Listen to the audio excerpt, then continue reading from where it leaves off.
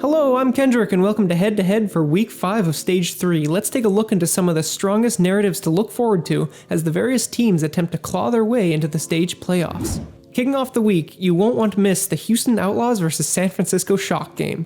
The reason this particular matchup is exciting is because both teams are currently sitting at a 50-50 chance to make it into the stage playoffs. With both sitting at a 4-win, 4-loss record, a win would tie them with the Gladiators, assuming the Gladiators drop at least one game this week. Luckily for both the Outlaws and Shock, one of them are guaranteed a win this Wednesday. Let's quickly take a look at the history between the green and orange. In Stage 1, the Outlaws robbed the Shock of a victory with a 3-1, and in Stage 2, the Shock proved this town was big enough for the both of them, with a 3-1 over Houston. Given how they've both been performing, I assume it'll come down to whoever's feeling better that day. Nonetheless, it'll be a good old-fashioned NA face-off, which promises hype.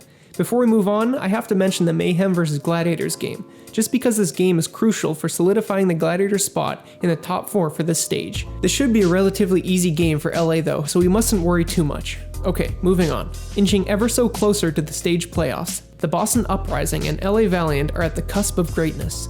With Boston sitting at the top of the standings with an unbelievable 8-0 win-loss, and Valiant sitting just under the XL with a 6-2 win-loss, this match on Thursday could be the first loss for Boston this stage, or be the game that secures Valiant for the top 4. If the Valiant don't manage to take this win, they still have a second chance against the Fusion later this week. Boston, however, are in a very good spot. Let's take a look at the history between these teams to try and get an idea of how it might go.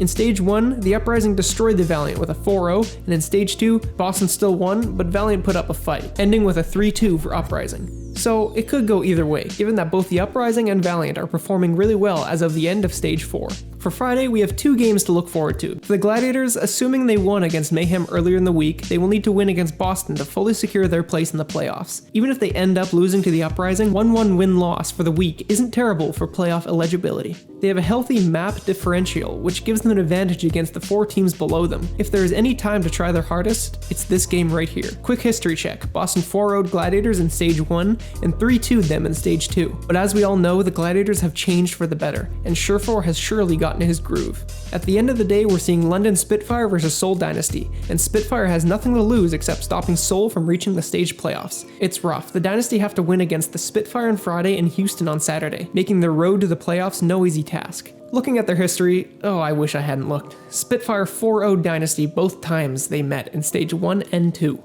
To wrap the week up, the last game we'll be talking about is Los Angeles Valiant vs Philadelphia Fusion. This will be the Fusion's own chance of potentially getting into the stage playoffs, but that's based off of many wild variables. A win here certainly wouldn't hurt, especially if we're assuming that they won against the Fuel on Wednesday. The Fusion are basically just hoping that the 3 teams tied with them lose, along with the Gladiators. Despite how well Valiant are performing recently, we are obliged to look at the history between the 2 teams as any indicator of how the match will go. In Stage 1, the Valiant 4-0'd the Fusion, and in Stage 2, Fusion took them to Game 5, winning 3-2. Could go either way. To end, I always enjoy reading your guys' comments, so let me know what game you're looking forward to and why. There isn't any Overwatch next week, so no head-to-head. Devastating, I know, but we'll get through this together. This has been Kendrick from Akshon Esports. Thanks for watching.